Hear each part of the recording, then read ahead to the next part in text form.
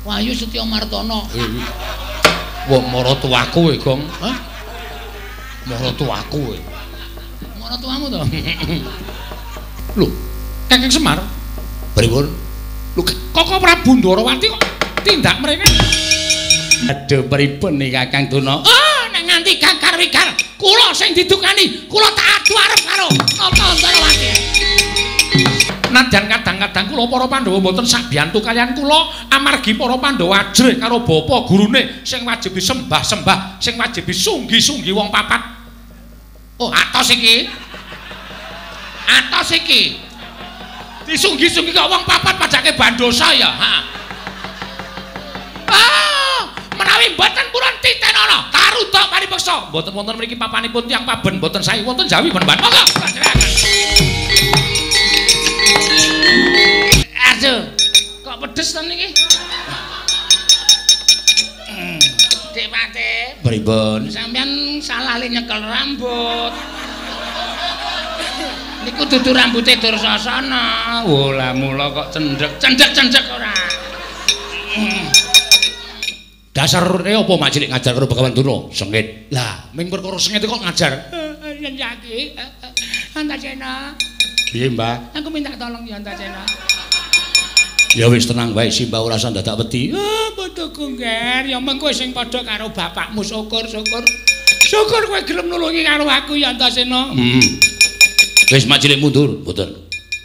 Mundura, mboten durung tutuk ning ngajar Durna. Iki mbahku mak cilik, ora peduli iki mbahmu apa dudu. Lho, kok ngono?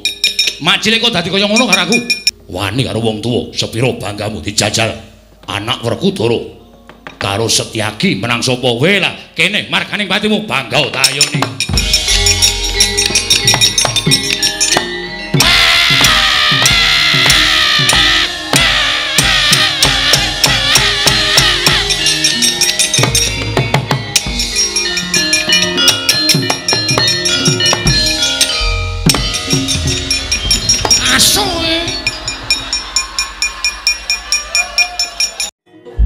Al-Fatihah tujuh Kiseno Nugroho.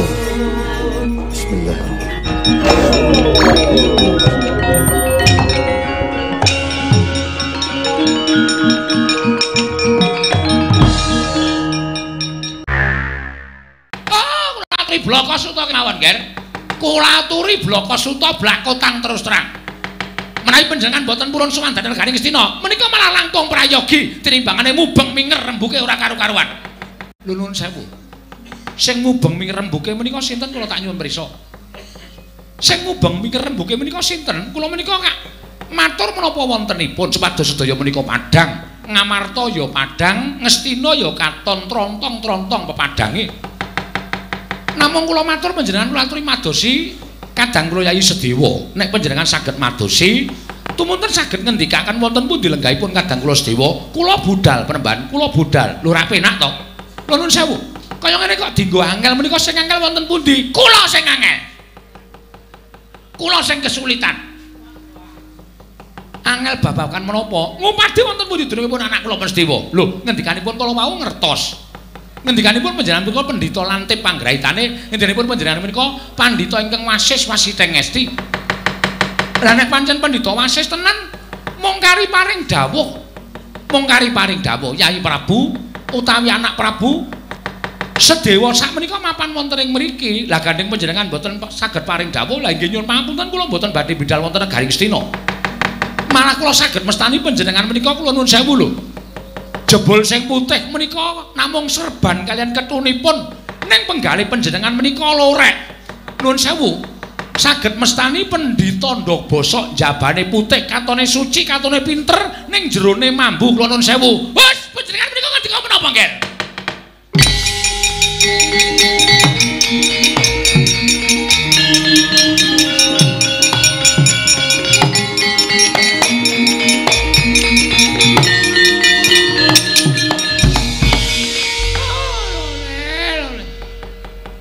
Sithik omonganmu ning nyocok ning ati Kresna keparat kowe.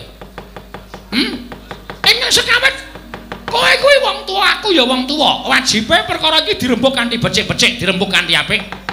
Kanthi rembug bedamen. supaya aja nganti dadi regejegan, aja nganti dadi panca bakah.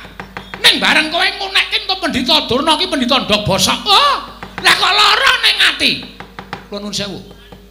Menawi sampun mampang-mampang kados mekaten menika siripun kados pundi kula nantun nderek.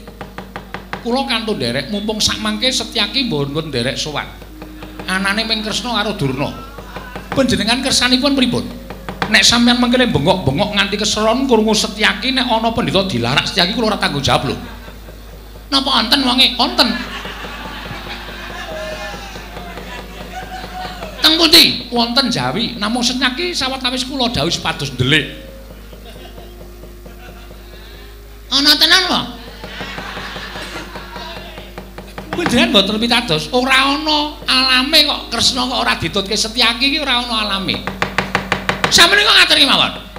Sampeyan gelem kula boyong apa ora? Lho. Nek kula gelem, nek panjenengan gelem, tegese anak Prabu Darawati iki netepi minangka dadi darmaning Sang Hyang Bathara Wisnu. Tetulung marang sak pepadane, gawe tentreming jagat. Gawe kabagyaning wong sak jagat raya. Nek sampeyan ora gelem tak boyong nang negara Ngastina. Oh, nuwun sewu, cetha Ratu Darawati ku yen titis Wisnu mung kandheng ning pangucap, mung kandheng ning pekabaran. Ning sampean dudu titising Wisnu, sampean ratu watake angkara budine Candala. Mangke rumiyin, sampean ngarani kaya ngono dasarmu apa? Lho, dasare sampean ora gelem tetulung marang anak Prabu Duryudana. Sampean malah gawe dak-daning pasulayan perkara niki, dak mang dadekke pasulayan. Kula nuwun sewu, sing dadekke pasulayan sapa? Wong mau kula niku bukan apik-apik, sampean sing nesu-nesu kaya ngono. Malah maune sampean wis ora basa karo Nata Ndarawati, wis ngilangke tata krama. Sing marahi pasulayan sapa kula tak takon? Wah, Kresna kakangku, Werkudara rasa melu-melu. Kowe arep muni yen to Durna iki gurumu to? Iya to? Kowe arep muni yen to Durna kuwi gurumu, terus kowe arep mbelani Begawan Durna. Ya ngono apa piye?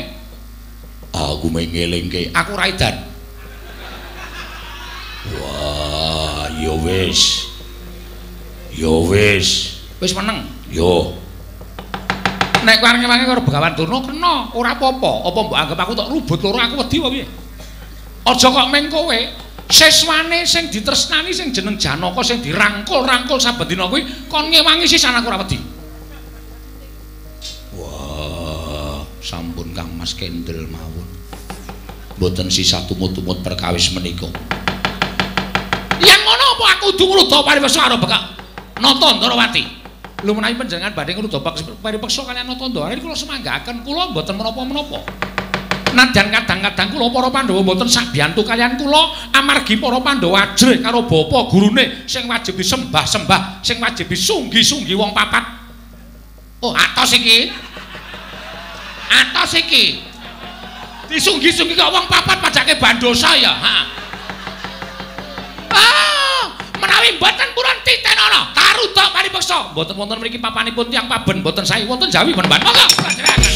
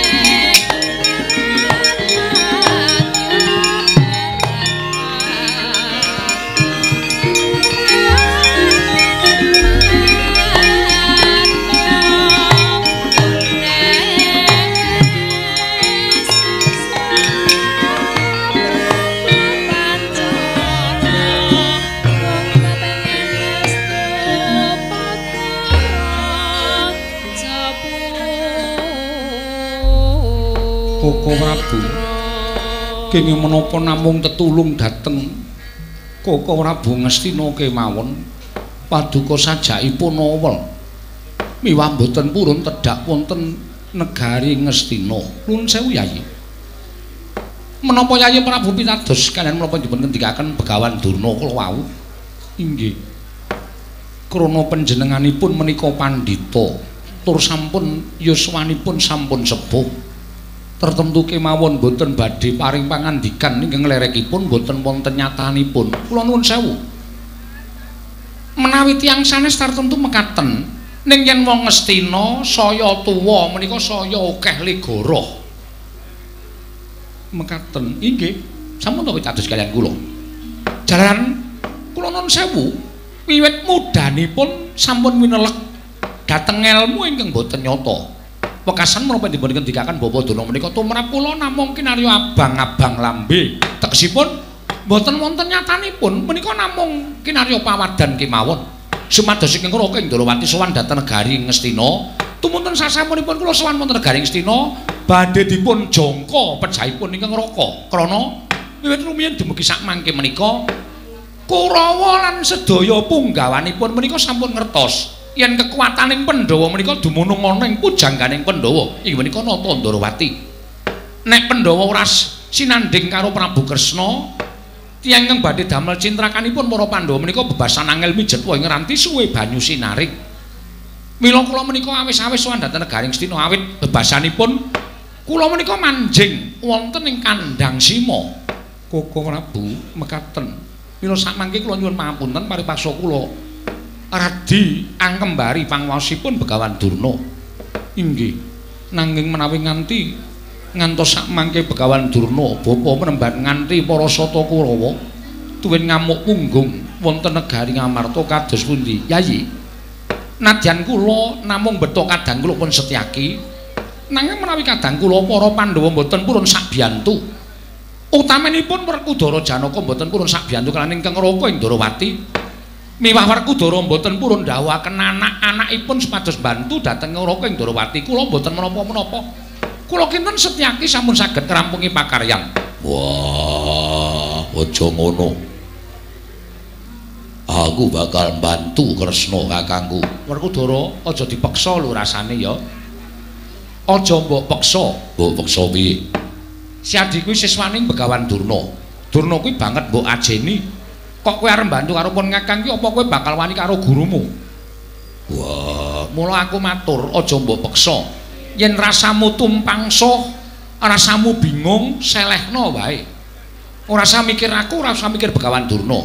Kowe merdika, ora melu ngendi-endi.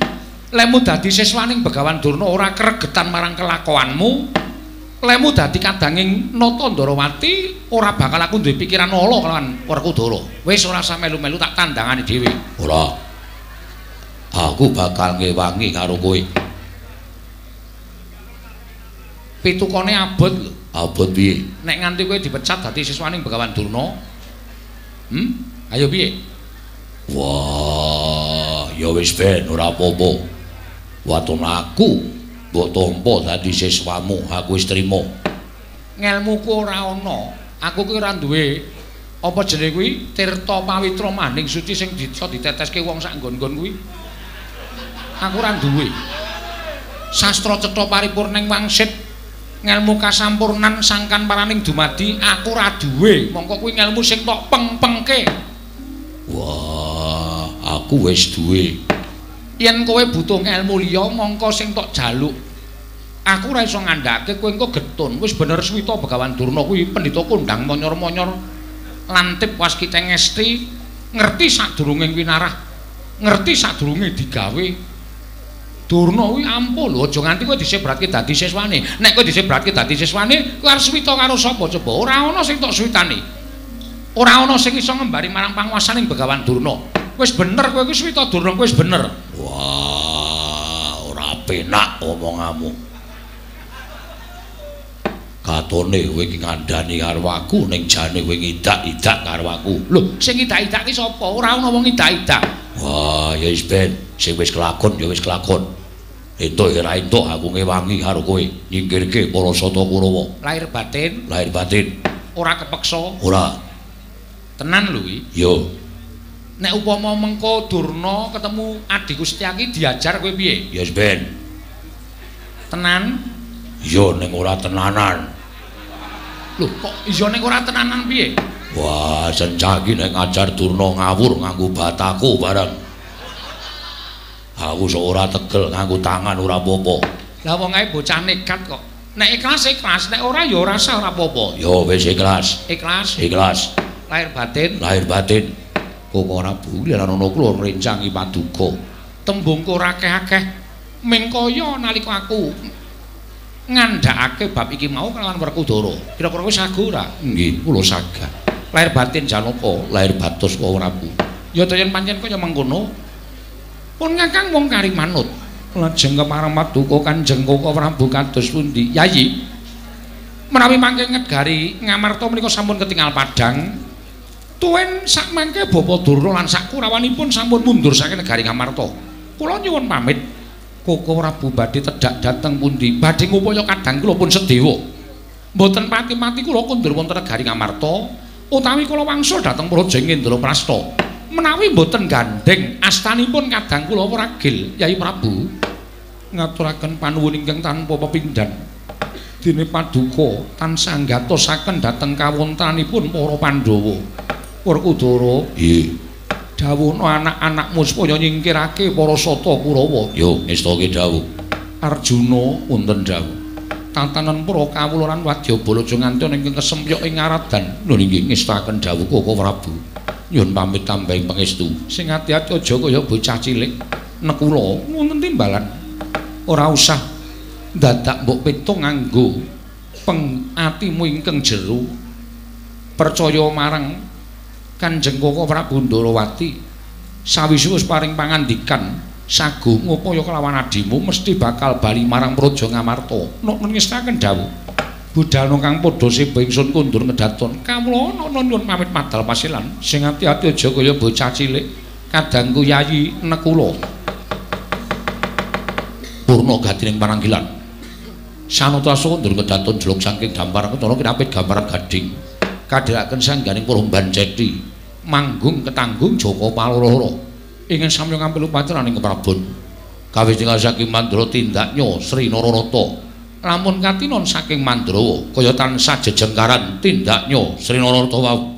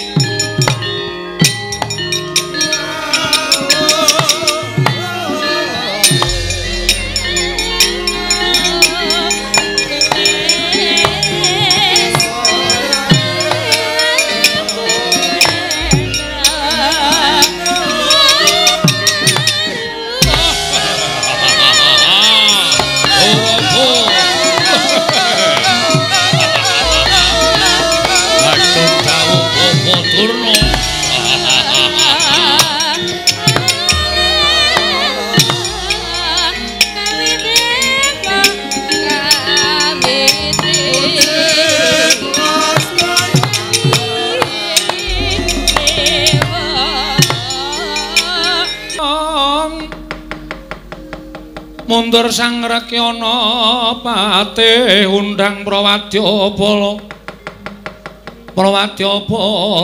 saweka kobar kunang posor tambur myang suling pepandhen daludak myang bandira kakandha mawarna-warna Om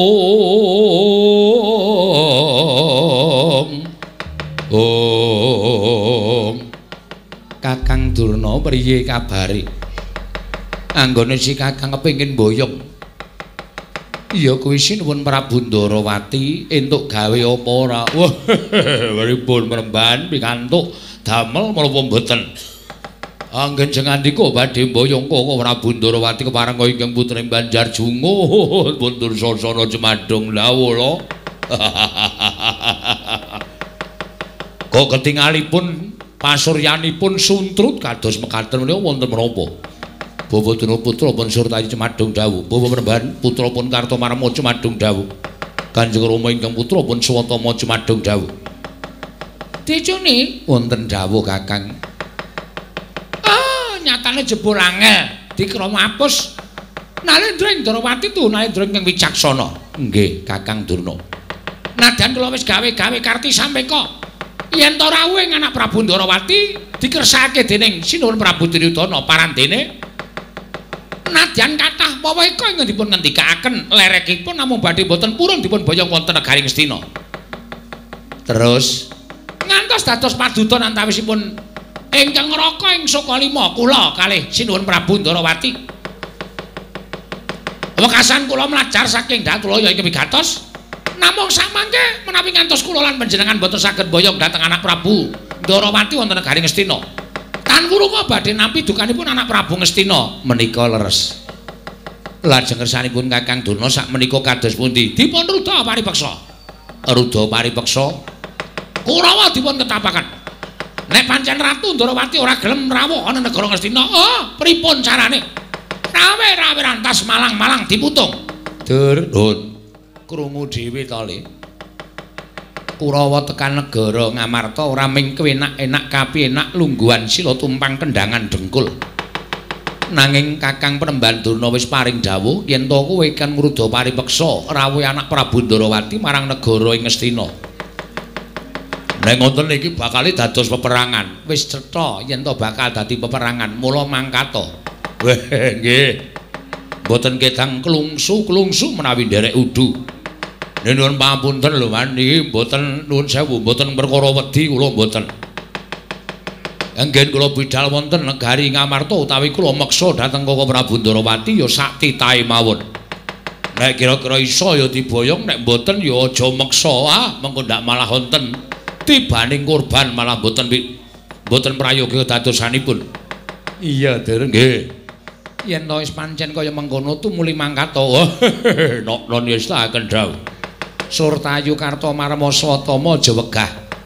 Sapa wae sing ketok ngayomi marang Nata Ndarawati singkirna. Sinuwun Prabu Ndarawati kudu rawuh negara Ngastina. Nggih, ngestaken dawuh. Nggih, ngestaken dawuh Paman. Nggih, ngestaken dawuh Paman. Mangkata dina iki. Swatama mangkata Kartomarma Surtayu Dursasana kabeh wae Parasata Kurawa ora wiji mbaka siji. Durgempa Dursena kabeh wae klumpukna. Nek perlu aja maju mbaka siji, ning maju amara dikroyok negara Ngamarta. Yen maju mbaka siji kowe tak bisa menang lawan anak-anak Pandhawa sing bakal ngayomi marang Nata Ndarawati. Nah yen maju bareng sepira kekuataning putra-putra Pandhawa. Nggih, ngestaken dawuh. Estokna dawing Kakang Penemban Durna. Nggih, nyuwun pangestu. Sing ati-ati aja kaya bocah cilik Dursasana.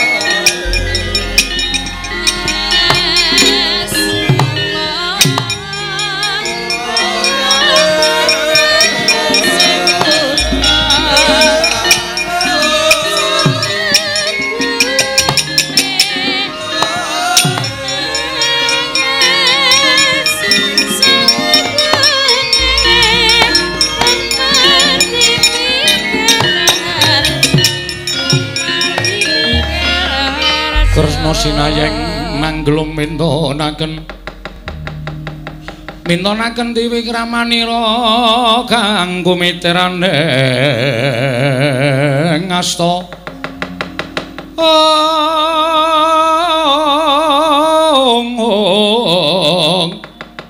kang miteraning asta aneng asta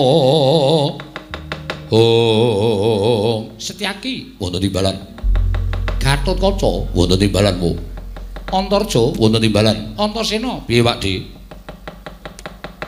kowe tak klumpukake iki ing wigati aku wis entuk purba wasisaning bapakmu lha iya Setyaki wonten timbalan ora kanyono-nyono negara Ngamarta kerawuhan Begawan Durna lho Durna mriki iya Setyaki wah panjenengan kok mboten paring dawuh menawi paring dawuh Durna dugi mriki marem ati kula. Kok sik urung ana perkarane kok wis marem ki ngopo? Kena-kena wae ning nganggo perkara. Dadi upama mengko kelakon dumadi apa-apa kuwi mesti eneng perkarane iki kepenak nggone ngrampungi. Lho iki. Lah iki eneng perkarane. Berkawisipun aku arep diboyong ning Ngastina. Lajeng Koko Prabu kersa menawa boten ora. Durnane nesu. Iki metu njaba sajake tak sawang ngritake para wadyabala Kurawa. Setyaki wonten dawuh. Ngundurke Kurawa sendika ngestakaken dawuh nyuwun diparilah piye menawi Kurawa sampun mundur durnanipun ketingal parang dipun ajar piye Werkudara entuk aku sing entuke wis wah caedan sing ditakoni aku kowe sing wangsulan lho aku rak manajermu to Pak entuk mak cilik entuk Setyaki wonten dawuh Mas kena jen pancen Durna bapakku luput sakarmu nanging aja banget nggonmu ngajar pendha-pendha aku weruh kowe ngajar Durna lek mung ngajar sak kepenakmu dhewe ora nganggo rasa kamanungsan sing jeneng wong ngajar nganggo rasa kamanungsan ki carane piye aku tak takon wis nek ngantem wong terus hi kowe ngono ki ayo ora lara kok ya ben ngono kuwi kok ora entuk boto keproke boto entuk gendheng keproke gendheng nek cara aku sah wow medan anake wong gemblung malah males ora Werkudara karo Antasena ki nek gojek kok mesti kaya ngono kok mangkat kok lho iki ngestaken dawuh Gatotkaca Antarja awat-awatana makmu cilik lho iki ngestaken dawuh Paduka Prabu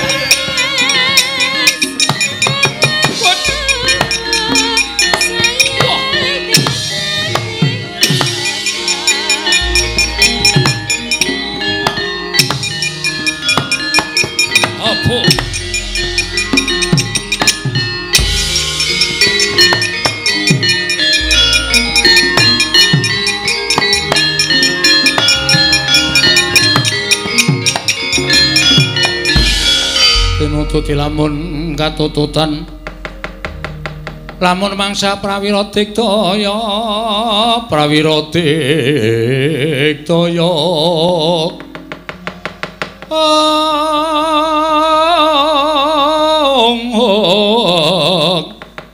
Runanggana magawe gelarira wang-wang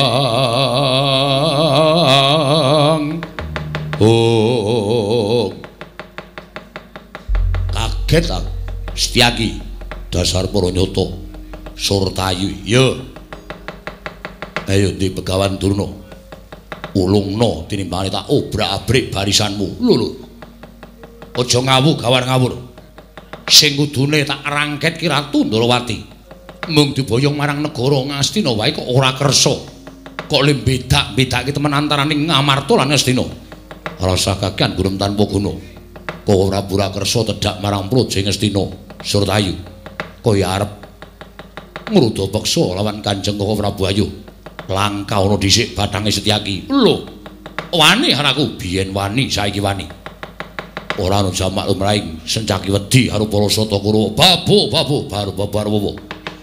Ora minggat tak untapke marang kayanganing Bathara Yama Dipati Maja Jangkah. Dibantangan ora dadi kandha jundang Raden Setyaki kene marganing patimu maju Surtayu.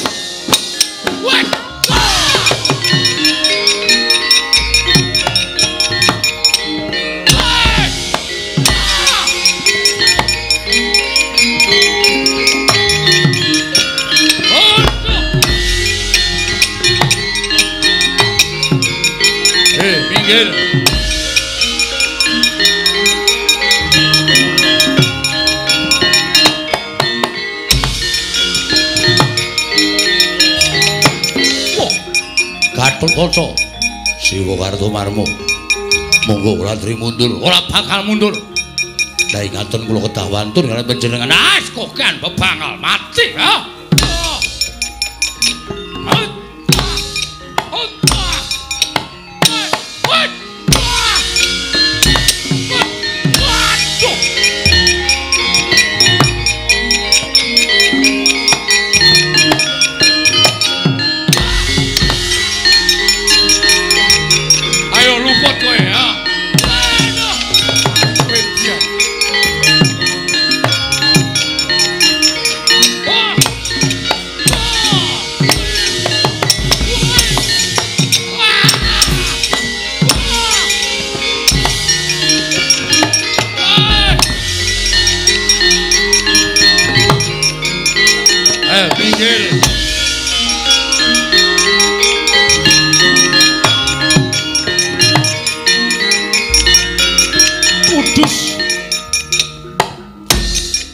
Antarja Swatama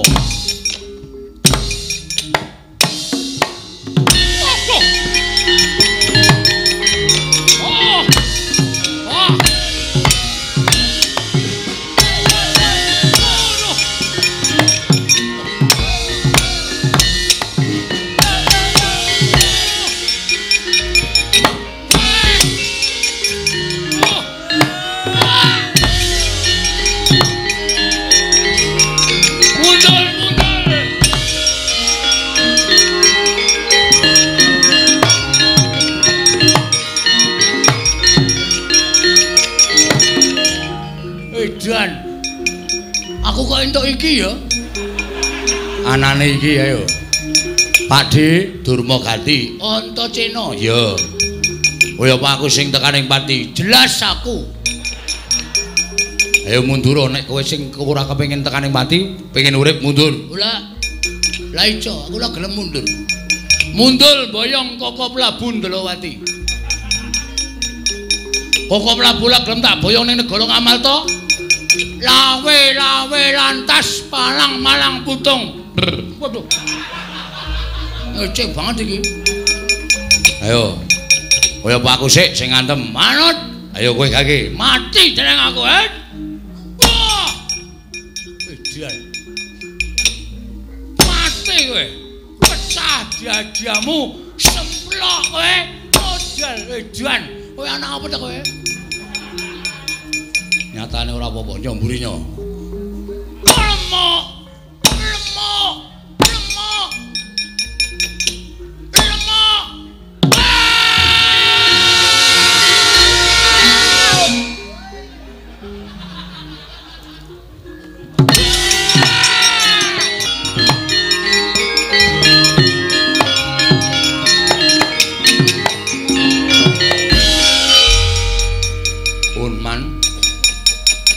Wangsul lho Bali piye Kurawa niku akeo kaya ngapa nek mungsuh anak-anak Pandhawa mungsuh wong-wong Pandhawa mboten ajeng menang ketemu sapa kowe iya Pinanggi Setyaki sajaipun nesuwe banget mripate abang mendem kok mboten man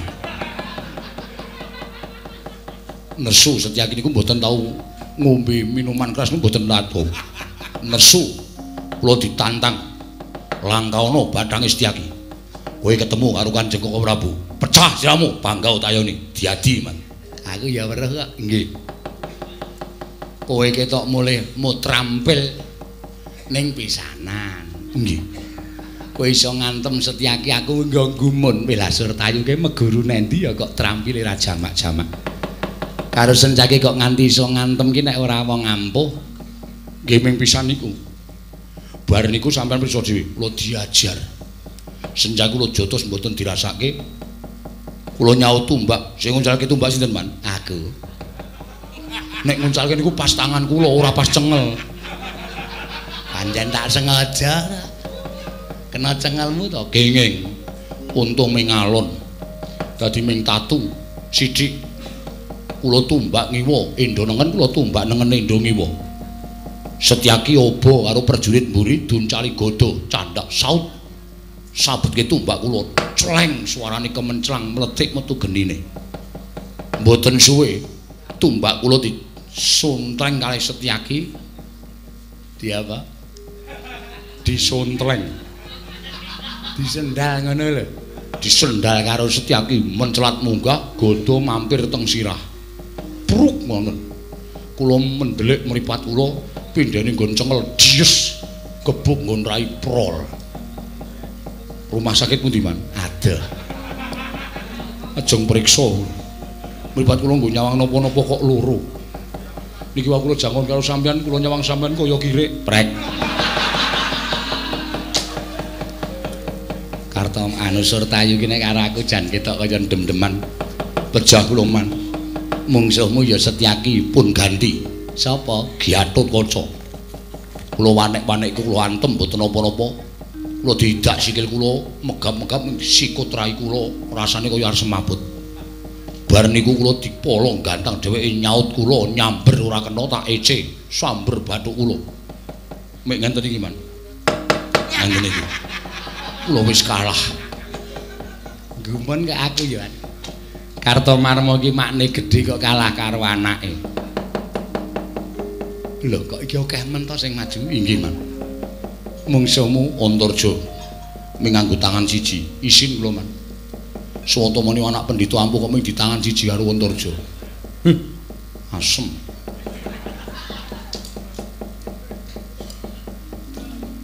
Sencaki dudu. Ketemu Gatotkaca. Salah. Antarja luput. Ayo beden coba man. Ora ngerti Antaséna. Kula ketemu Antaséna niku wis ati kula wis telatapan. Mesti modal kula. Ning kula wanek-wanek kula antem diel-diel ra apa-apa. Dhek balik kula antem gencengel diel-diel gak apa-apa. Dugang cangkem kula man. Cangkemmu engko diel wonten kula telatapan nganti bengok slobat. Wah! Dibampet ngangge sikil cangkem kula. Slup. Legi. Oh. Entuk dina bal gawe ketape no Mbak ora ngerti aku. Ngletak candha awak kula cok buanting teng lemah. Duel kontal nganti tekan gen kempul. Oh. Nika. Kalah. Mundul. Ah iya. Antaséna bayi wingi sore kowe makne gedhe nek cara aku isin. Aku lho kok biasa, Man. Icin apa nggo icin nyatane kalah kok icin. Ala ya mundul mangane modal. Mbok ya wis niku wau Kakang Mas Dursasana wis paling dawuh to sak titahe ulajan dadak ngongso-ngongso nek la iso ya wis. Klungsuk-klungsuk nek melu udu. Aku lho pun maju pun udu. Musuh Antaséna ya Pak. Ora sembarangan lho musuh Antaséna niku. Ora saben wong wani man. Lah sampeyan sing tuweke lawani kok. Muni wani ngono tak undangke wonge. Muni yo. Aku ora perang kok. Ora perang mung isane mung ngakon. Mung dawuh paitan cangkem wae isa. Wedhus tenan. Wong tuwa dicangkem-cangkemke. Sapa sing arep maju? Dur, Nun. Adimu sing isih sapa? Lho wae, kulo tutang makmu cilik. Sapa, Mas? Makmu cilik. Pati Sengguni. Pinuwun? Maju ora le? Mungsuhe. Sencaki ana. Gatotkaca ana, Antarja ana, Antaséna ya ana. Arep milih sapa? Waduh. Abot kabeh man. Terus pun sekecake kula dateng niki mawon. Ora maju. Nek kula maju sing kiper sapa? Wis ora usah maju Cit, wis aku malah mangkel aku krungu suaramu Cit. Lha mulane niku pun ora rasa maju. Dur, Nun. Ayo maju le. Kowe sing gedhe dhewe kok. Wah, nggih. Ning sak madya mawon lho, nek kalah ya mundur, ora usah dipeksa. Gawe lega Kakang Penemban Durna nggih.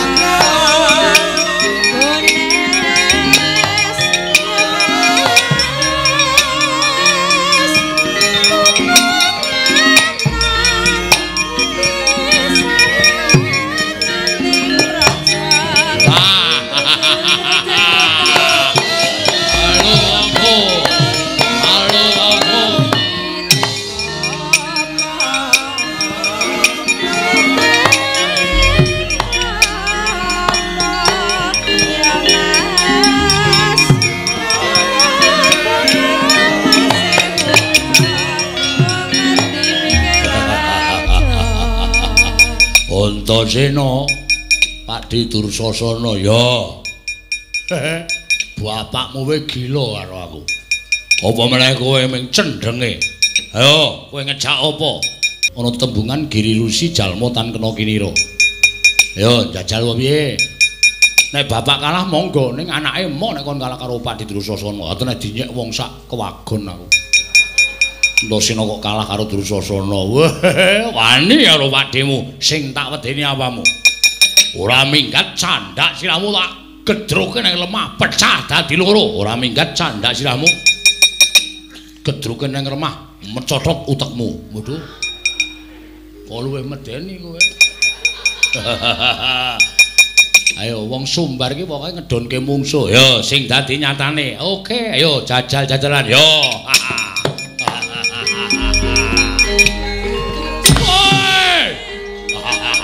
Halo apa?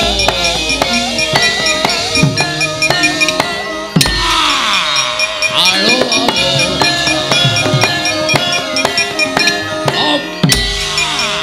Halo apa? Canda.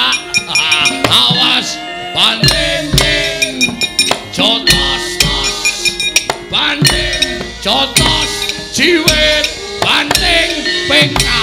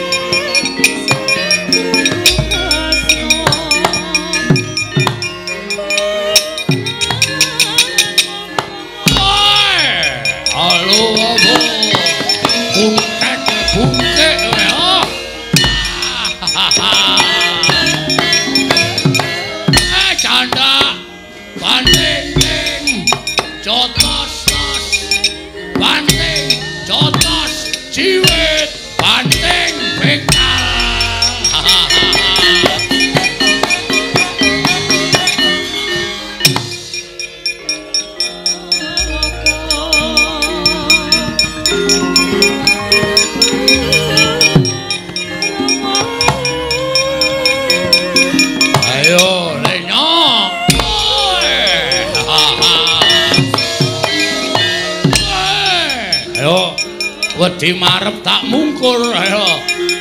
Antemo lekane atiku. Waduh.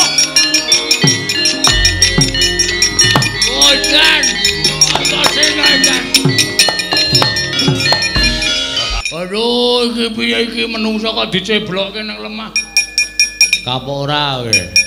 Rumangsamu menangan apa piye anggere diantem rawuh banting. Aja tos kene iki sing ngrasake mangkele ra jamak-jamake. Ngantem banter pripun ra jamak-jamak kok ming dibanting-ting. Ayo mudar kowe ning ngono. Aduh iki ra iso metu aku. Wis ben ning ngono wae rasa metu malah suwe kok. Mangsane cucuk kok ya. Weh, Antasena iki dicabut. Dicabut piye? Ora dicabut kok ucul dhewe. Oh, edan. Muan. Pamuan. Cara kuno banget eling undang. Pamuan. Kenang apa, Dur? Cebloke Antasena. Man, piye? Dicabut, Man. Ming cabute dadak sambatan. Ora nyatane kaya ngene iki, Man. Wis meneng kok. Aja obah kowe nggih. Ngene apa iki? Sajake jero tenan iki to. Tak angkat obah wae ora. Diugak-ugak sik, Man. Men saya enteng. Niki ndase tok sing obah. Jero anteng. Lah ora rumangsaku.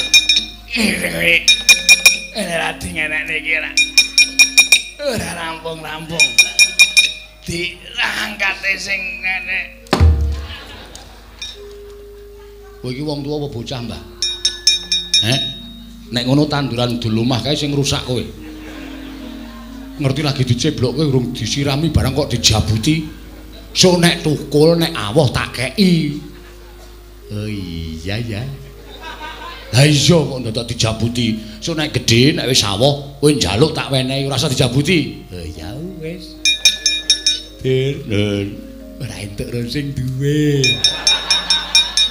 Wis nang kono wae ben rukul. Ku anggere ten jabuti tak ajar. Cibloke wong tuwa. Mangkean. Piye le? Aduh dilongko wae.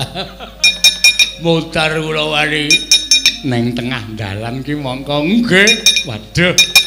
Saka wetan kok ana gerobak. Man, oh sikik to tak stope. Ora usah kuwatir. Ngono iki kok bingung lho. Wah, ketlides silah kula wan. Kakang Durna. Pripun Dik Pate? Mang mriki. Lho, Dursasana kaya napa? Niki diceblokke Antasena Ngerkasa. Awi dadi usung bareng-bareng. Wah, ora pati duka mana. Enggak. Oh, wis. Ngati-ati Pak. Sing kudu sing kuat. Pokoke kudu nyawiji kekuatan nggih. Nek mboten nyawi. Rada. Aduh. Kok pedes to niki? Dik Pate. Pripun? Sampeyan salah le nyekel rambut. Niku dudu rambute Dursasana. Oh, lah mula kok cendhek ora.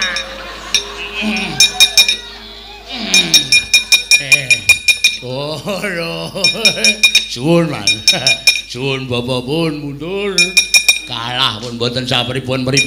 Aduh, pripun nih Kakang Durna? Oh, nek nganti gakar-wikar, kula sing didukani, kula tak adu arep karo Nata Ndarawati.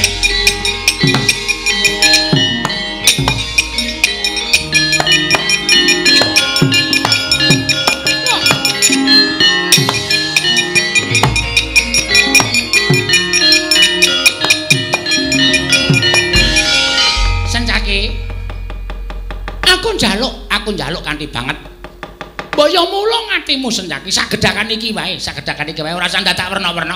Aku ana wektu tak adu arep karo anak Prabu Ndarawati. Aku tak rembukan sing apik-apik Setyaki, aja kowe aja mepalangi Setyaki, aja mepalangi. Upama sak sengit-sengitmu karo aku, sak gething-gethingmu karo aku, ning rak kowe iki mesti ana rasa welas karo Begawan Durna ta. Mergo ujaring para pinter sak ala-alane manungsa iki sing ana apike, sak api-api manungsa iki mesti katabetan rasa ala, kuwi mesti eneng. Kula nadyan kowe sengit karo aku, ning medine kowe ana rasa welas karo aku Setyaki. Aku tak ketemu karo Nata Ndarawati. Mati aku.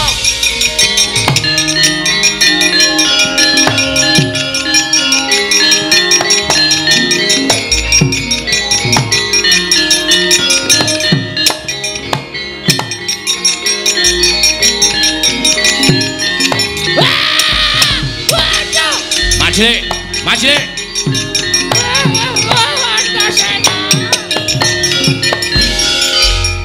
Majlik, wonten dawuh nggih. Ora wis diweling karo Wireng to, ora kena ngajar Begawan Durna. Arep apa dikaya ngapa iki eyangku. Aku elek-elek karo sampean. Dasare apa Majlik ngajar karo Begawan Durna? Sengit. Lah, ming perkara sengit kok ngajar. Senjaki. Antasena. Piye, Mbah? Aku minta tolong ya Antasena. Ya wis tenang wae Simbah ora usah dadak wedi. Putuku Ngger, ya mengko sing padha karo bapakmu syukur. Syukur kowe gelem nulungi karo aku ya Antasena. Wis Majlik mundur, mboten. Mundura, mboten durung tutuk ning ajar Durna. Iki mbahku Majlik, ora peduli iki mbahmu apa dudu. Lho, kok ngono? Majlik kok dadi kaya ngono karo aku? Mergane sampeyan ngewangi karo Begawan Durna, sapa sing ngewangi karo Begawan Durna? Mungsuhe Setyaki. Lho. Wani karo Antasena sing tawedene apamu? Terus Antasena terus. Nek ora diwaneni tuman wae Setyaki iki. Konjur sampeyan dhewe anggepe aku iki apa aku iki digulung-gulung sampeyan kaya gawe martabak. Didanake. Wes. Majlik kudu duwe rasa welas asih. Majlik kudu duwe rasa tresna. Kula sampun mboten gadhah raos tresna. Kula sampun mboten gadhah raos welas asih kalian Begawan Durna. Iki mbahku lho, Lek. Ora perlu kuwi mbahmu apa sapa. Sing kira-kira aku ra seneng tak jotosi. Wah, lah nek ngono salin perkara karo Antasena. Lho, nek pancen sampeyan ngewangi karo mbahmu, ayo. Bocah wingi sore wani karo wong tuwa, sepira banggamu dijajal anak Werkudara karo Setyaki menang sapa wae lah. Kene marganing patimu bangga ta ayone.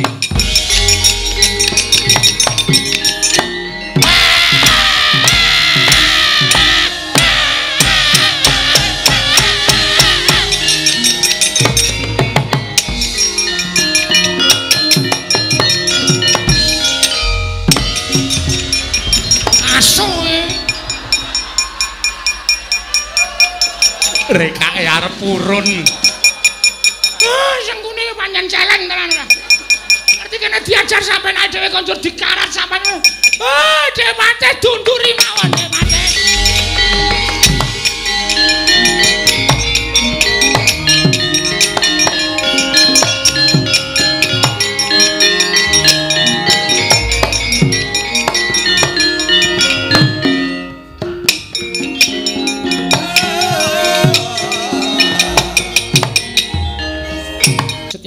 wonten timbalan. Aku ngaturake panupun dari Koko Prabu Dawah sami-sami. Dene Begawan Durna karo Kurawa wis mundur saka negara Ngamarta. Lho kasinggihan mekaten. Aku njaluk karo kowe sawetara wektu kowe leremo ning Ngamarta ya Setyaki. Koko Prabu badhe tindak dhateng pundi? Nyagui kelawan dawuh pengendikane Kyai Prabu Darma Kusuma, aku ki nan ngupaya menyang endi Waragil Pandhawa ya kuwi adhiku Si Sedewa. Lho iki. Lajeng kundur paduka mbinjang menapa yen wis bisa gandeng kundure adhiku Waragil mestipun Kakang bakal bali marang Praja Ngamarta. Lho iki ngestaken dawuh. Sembah kula ngendharaken jengkar paduka Kresna. Werkudara piye? Apa aku dikebarengake melu? Yayi, si Adi lenggah kepenak bae marang Praja Ngamarta iki dadi kewajibaning pun Kakang. Yo.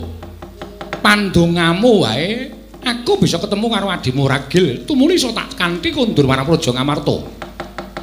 Mung tansah memuji kersaning Gusti, muga-muga apa penjangkaning Kresna kakangku bisa kelakon. Pun Kakang budal. Yo, Kresna kakangku. Sing saya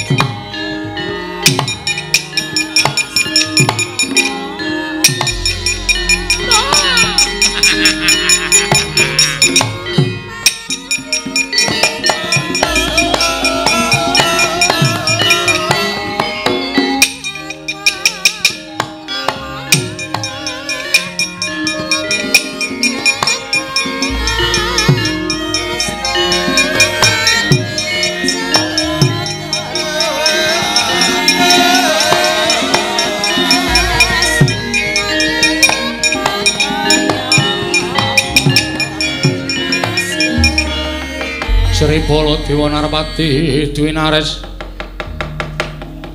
swara Kresna kalangkung tresnanira marang Dyabanon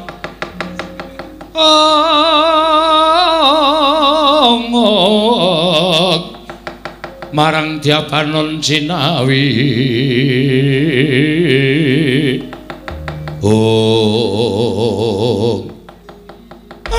mboten nginten babar pisan. Jebul sampun wujud nata mandura kados mekaten Madya Betari. Begawan Durna iya. Jaramaya wonten timbalan.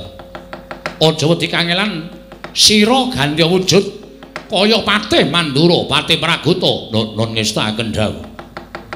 Kanthi kaya mengkono ora bakal ana Subriya, Ratu Ndarawati bakal tak boyong marang Dandang Mangure. Inggih ngestaken dawuh sinuwun.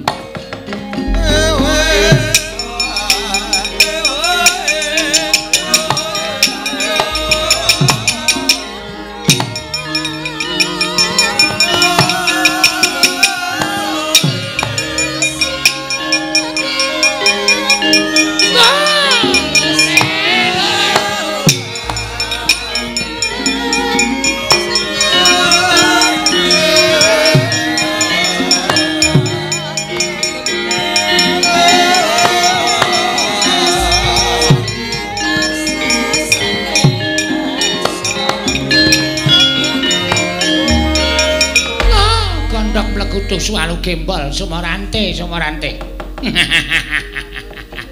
marem raos sing manah kula kanthi wujud kados mekaten menika Paduka Pandya Betari boten badhe saged duwe napa Ndarawati mboten tentu saged andha dhateng keparengipun paduka Pandya Betari ingkang sampun wujud nata Mandura. Pragoto. Wonten dawuh sinuwun. Bantu kelawan Begawan Durna mboyong kelawan Kadang Kutaruna ing Ndarawati. Kyai Prabu Kresna ngestaken dawuh. Durna, kula wonten maring dawuh. Tunggu sawetara ning Dandang Mangure. Tak golekane adhiku Ratu Ndarawati. Sawise ketemu bakal takon manjing Gendhoga. Kanthi cara mengkono ora bakal bisa Kyai Prabu Kresna uwal saka jroning Gendhoga. Mengko Gendhoga dibuka yen wis prapta ning Dandang Mangure mung kari mateni Ratu Ndarawati angel mijet wae nganti suwe banyu sinaring. Waduh sampun persasat kadidene dipun siram tirta wayu sewindu manahipun ingkang abdipun Begawan Durna. Pragoto wonten dawuh budal dina iki sawawi kula dherekaken lho.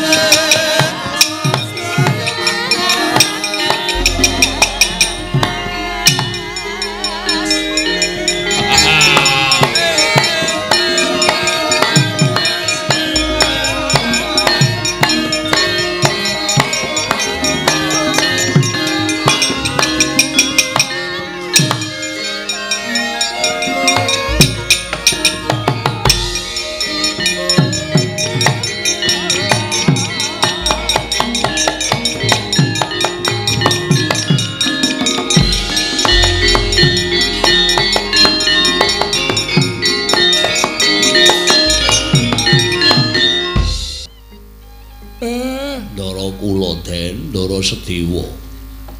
Ampun kaget nggih. Pancen kula sing glandang sampeyan. Kesah saking kasatriyan Bumira Tawu nganti kaget. Penggalihku Kakang Semar sejatine mengku surasa ing kepiye. Dene wis sawetara suwe aku mbok kanthi mapan wonten telenging alas. Angayam ngono bebasan mlebu metu jroning alas. Mongko iki wis ndungkap sak candra etung klungguhanku nggone ninggalake kasatriyan Bumira Tawu. Kula niku jane kok kaya ora mentala nalika sampeyan lan kadang-kadang sampeyan ndara-ndara kula Pandhawa sami sak pejagok. Nek ketingale pancen mung pangendika lumrah. Nanging nek diitung enten ati niku mujudake dawuh utawa pamecut saking Kang Raka ing Jodipati. Miwah sinuwun ngamarta ingkang nalika semanten sami ngendikaaken nek Pandhawa isa mulya Pandhawa isa njayeng bawana wonten negari Ngamarta inggih awit saking anggenipun sami alampah priatos wekasan sampun sami pikantuk kanugrahan. Ndara Puntadewa pikantuk wayu dharma, Ndara Werkudara pikantuk ngelmu kasampurnan sangkan paraning dumadi lan sak piturutipun. Malah Ndara Janaka upami dipun petang menika mboten saged kawical kathahing driji wahyu ingkang sampun mapan angganipun Ndara Janaka. Nalika semanten Ndara Werkudara paring dawuh inggih namung kadangipun wragil ingkang dereng pikantuk kanugrahan. Den, nek cara kula mula kula terus wonten Bumira Tawu panjenengan kula kanthi kula dherekaken manjing telenging wana menika supados sak mangke jengandika Ndara Sedewa menika nggadaha krentek karekat lan niat anggen paduka badhe nggayuh kanugrahan Kakang Semar. Mongko wektu dina iki ora ana sasmita ingkang dak tampa lamun dewa bakal matedhake kanugrahan. Sing kandha sinten?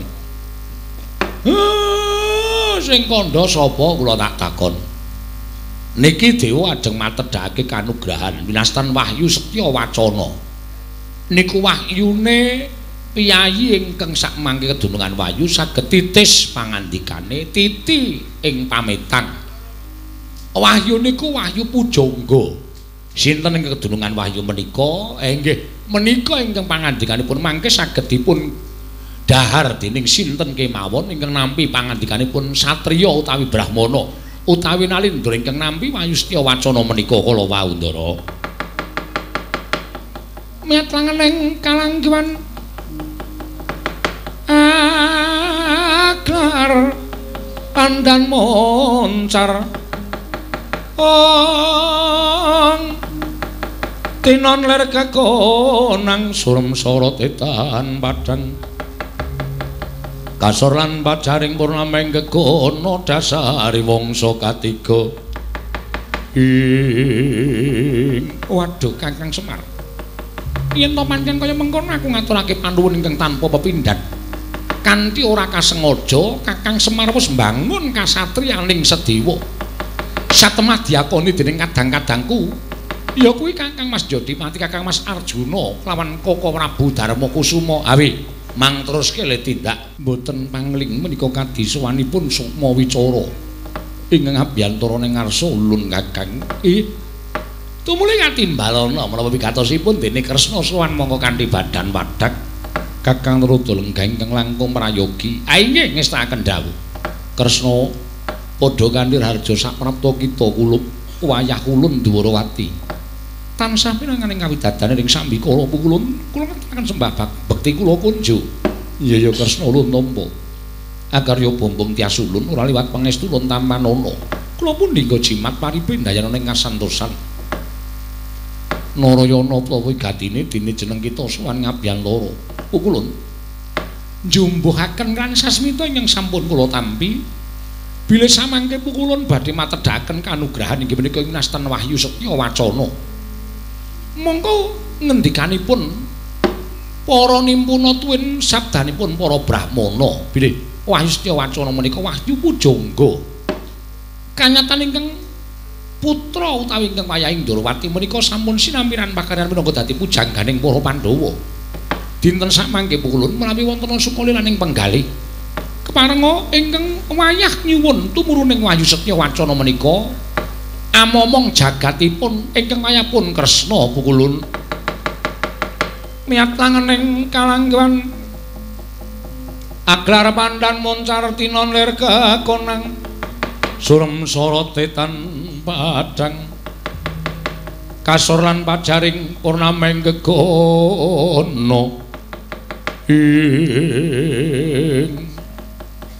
wanter aturipun Sang Mata Indrawati bila sowan wonten ing kayiwangan nedya nyuwun tumedhaing Wahyu Setya Wacana parandening mangke wujuding wahyu ingkang sinengker dening Sang Hyang Pikulun jagat Giri Pratingkah midhanget aturipun Nata Indrawati ing cipta sanes menika minangka dadi werangkaning wahyu mila siga oncat saking kayiwangan.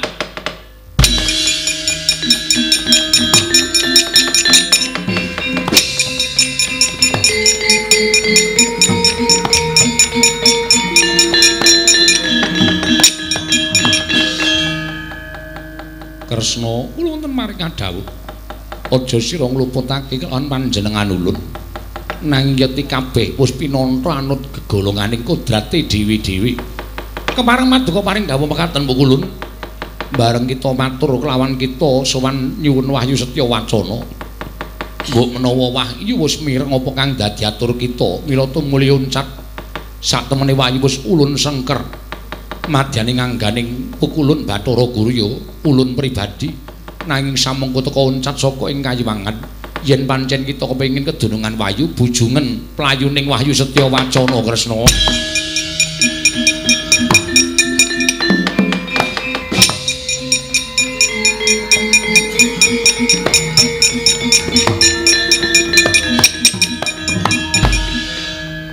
Pripun Di Kakang Rada kula mboten saged matur menapa-menapa jersaya sedaya sampun pinesti dhateng kodrating Wang Mahanasa.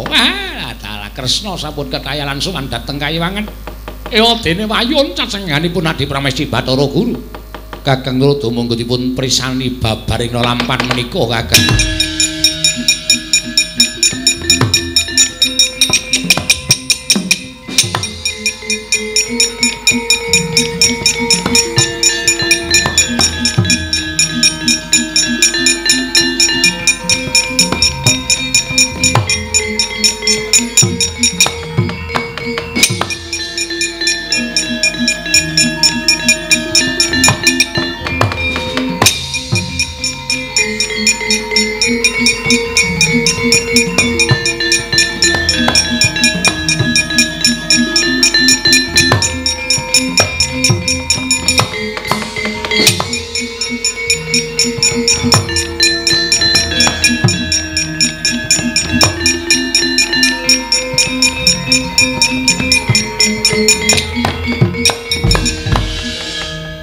gonjang ganjing langit kelap-lapaton lirkin saking risang mawe gandrung wiradal nganti diubeng-ubeng karo playuning Wahyu Setyawacana. Setemene aku wis krasa nanging yo sing jeneng menungsa mono diwenangake mbudidaya mbok menawa srana pambujungku marang Wahyu isa kecekel lan isa mapan ana ngangganing nata Ndarawati wadene ora aku wis nglenggono lho. Ora pancen kok Prabu Mandura kok karo Kakang Patih Pragata mongko adat ingkang lupi wis lakon. Kok Prabu Mandura pendak-pendak tindak nganti lawan Patih Pragata mesti ora keri gajah Puspa Denta. Lah kok iki ora nitih apa-apa. Lah dalah.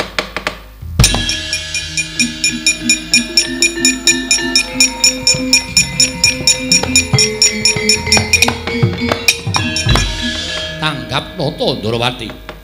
Nalika semanten Puswininga bilih menika panjalmaning mengsa. Sigra banting sumping wujud nata Ndarawati.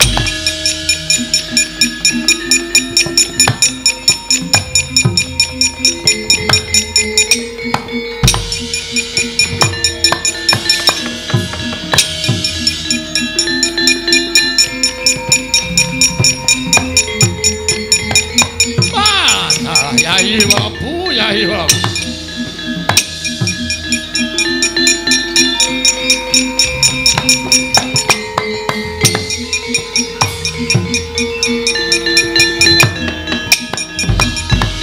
Tribala Dewa Narpati duwe narik swara Kresna kalangkung tresnanira.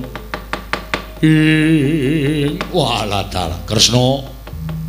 Lah kok Syadi mapan ana ing kene iki wigati napa? Iki Koko Prabu.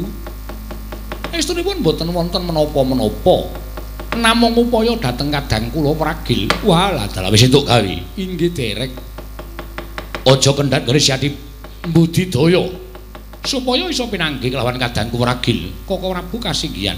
Kresna wonten paring adhawuh. Malah kepasang Yogya katuji ngenudipun Kakang ketemu kelawan Syadi ning papan kene. Ngerti yo? Lamun pun Kakang dinuta dening Kyai Prabu Duryudana. Syadi wis prisa nalika semana Bapa Penemban Durna Suwana negara Ngamarta bakal mboyong marang Syadi nanging cabaring gawe. Tumuli Kyai Prabu Duryudana tusan kelawan pun Kakang supaya mborong kalawan Syadi. Kresna, kowe aja selak. Yen kowe wani nduwa keparenging pun Kakang, apa kira-kira Kresna wis ora ngabekti karo Nata Mandura? Nggih sinuwun. Kula aturi mbangun miturut dhateng parintahipun ingkang kadang werda sinuwun Prabu Baladewa. Mula ayo tak kanthi menyang negara Ngastina. Yen nganti aku ora bisa mboyong marang Kyai Prabu Kresna, wah lah dalah bakal nampa duka. Menawi monggo Koko Prabu kula dherekaken kose supaya ingkang rancak lakune aja nganti ana sambi kala apa-apa. Syadi manjing gendhaga wae. Ngaten Koko Prabu. Ya, inggih ngestakaken dawuh Koko Prabu.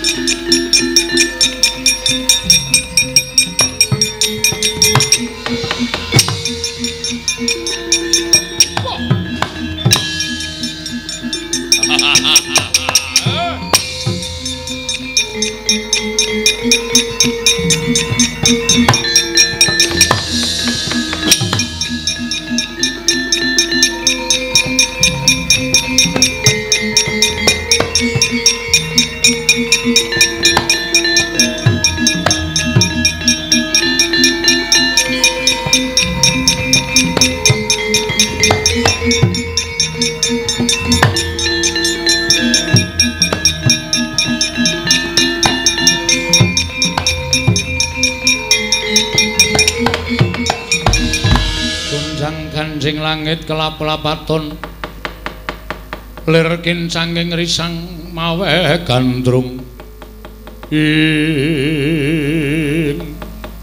pilahking Mastu Mama Sidam sekaring bawuna langgeng Raden Sediwa.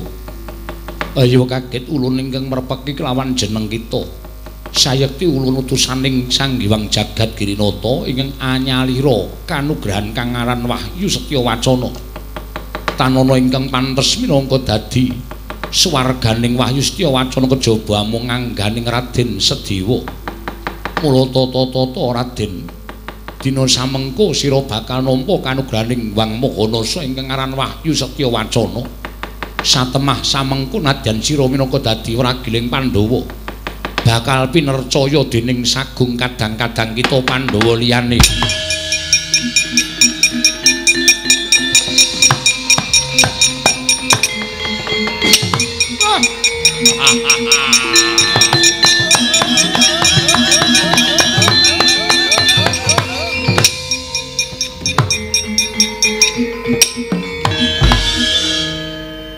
Kakang Semar, kula Wahyu Setya Martana. Wong maratuwaku kowe, Gong. Hah? Maratuwaku kowe. Maratuwamu to? Lho, Kakang Semar, pripun? lho Koko Prabu Ndarawati kok tindak mrene?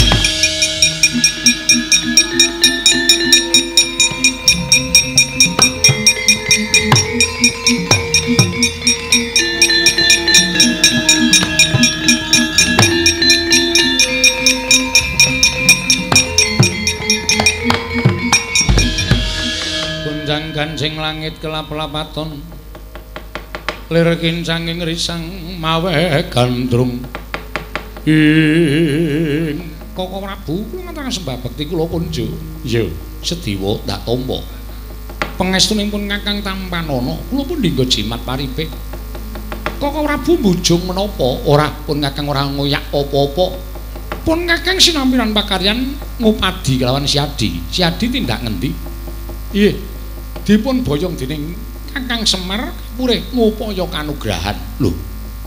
Ngupaya kanugrahan inggih wis entuk gawe sampun ora Bu. Ngendikanipun Kakang Semar namanipun Wahyu Setya Wacana sampun mapan ngangganipun ingkang rayipun sedewa. Syukur Yayi, syukur pun Kakang melu bungah. Ya mung tak jaluk aja ninggal marang kasatriyan kewajibanmu isih akeh ayu kondur ning Ngamarta. Monggo Koko Prabu kula dherekaken.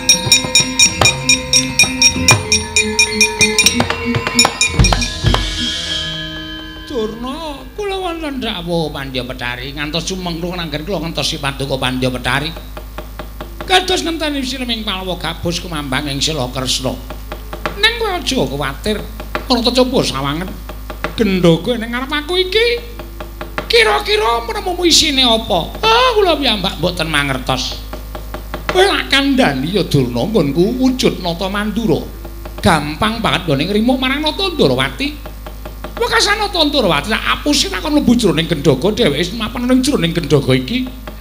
Mengkari piye carane mateni apa diobong apa dilarung ning segara? Lho, menapa saestu menika istinipun Nata Ndarawati? Tobat. Mula tak bukake tontonan Begawan Durna.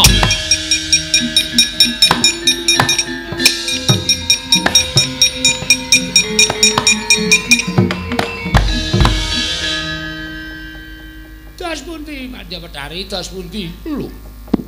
Tobat. Lah kok arti ora digamana jroning gendhoga kok isine mung sumping. Lho. Wonten gendhoga isine namung sempak, sumping.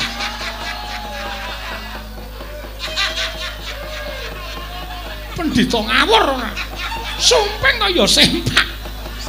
Durna ya ora krungu isine sumping. Nek ngaten dipun apusi wae.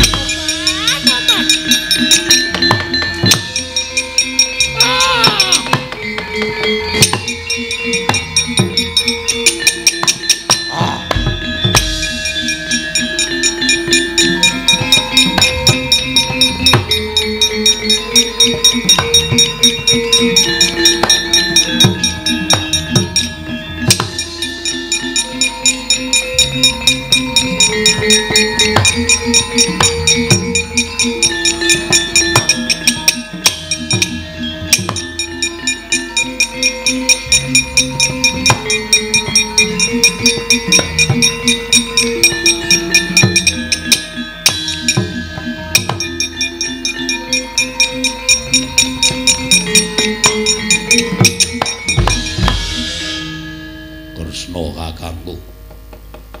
Kaya janji wis tak ucapake Werkudara pun ngakang budal saka negara Ngamarta ngupaya kalawadi mulanang. Dewa, wonten dawuh Mas. Minggat nandi? Sanes kula ingkang kesah nanging krana dipun aja-ajai dening Kakang Semar. Dipol. Everyone. Tojak nendi? Golek wahyu. Wahyu apa? Wahyu Setya Wacana. Entuk gawe apa ora? Ora entuk gawe aja bali ning Ngamarta. Mang presani to, piyahipun pikantuk wahyu ale mboten niku ora beda to. Cahyane Ndara Sedewa pun benten. Wah, ragil. Wonten dawuh. Syukur nek kowe entuk wahyu. Nyedarine. Inggih. Sampun dipun dukani ya, Mas. Ora. Wah, bagus. So junjung derajate karo wong tuwa. Besok meneh nek Werkudara nyuwarani karo kowe aja tok pangan mentah ning hitungen suaraku ki piye? Tok gelar tok gulung. Aja dipangan mentah sampe nae dhewe. Inggih. Wis entuk wahyu. Sampun. Syukur. Petruk kowe iki ngapa mbaleske? Kene iki rawani bales nek aku sing rasem bales ra rampung-rampung. Wah, cah bagus.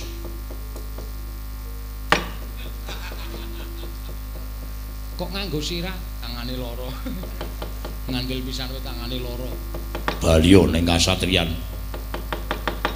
Sing ora trimake karo kahananmu entuk wahyu aku sing nandingi. Inggih, ngestaken dawuh, Mas.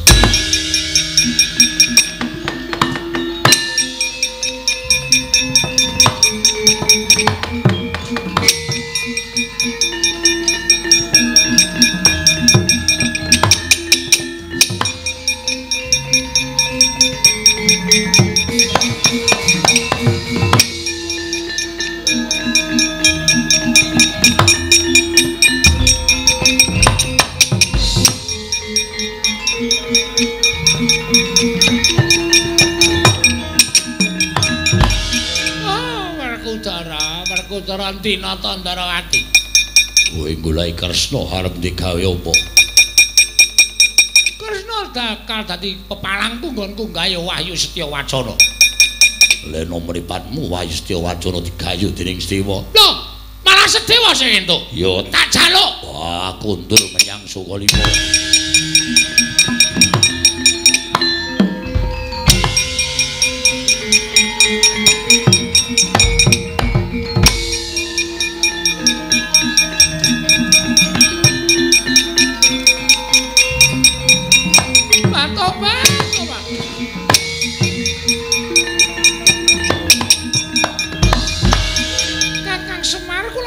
Nata Ndarawati, ora usah ketemu Nata Ndarawati.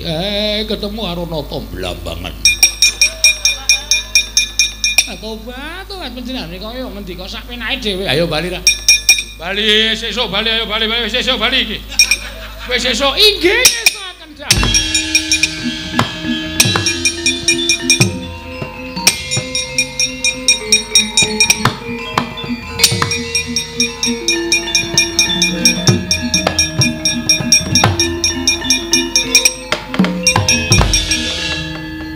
Madang ngejak akad tunguk-munguk paneng sapucaking wukir marebak bangsu miret keneng soroting surya mega lan gunung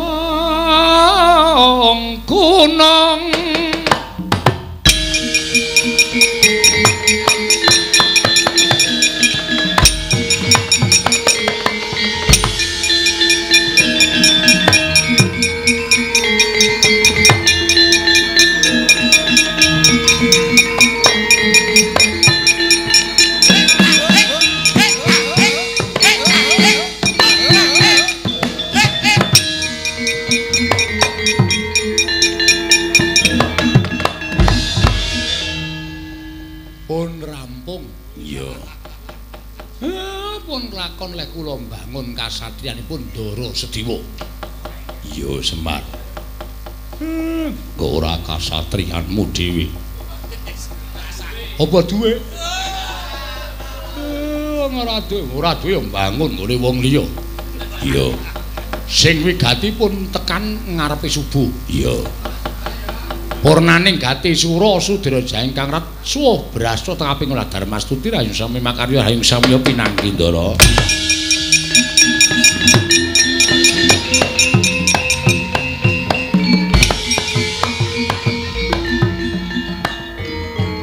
Wassalamualaikum warahmatullahi wabarakatuh.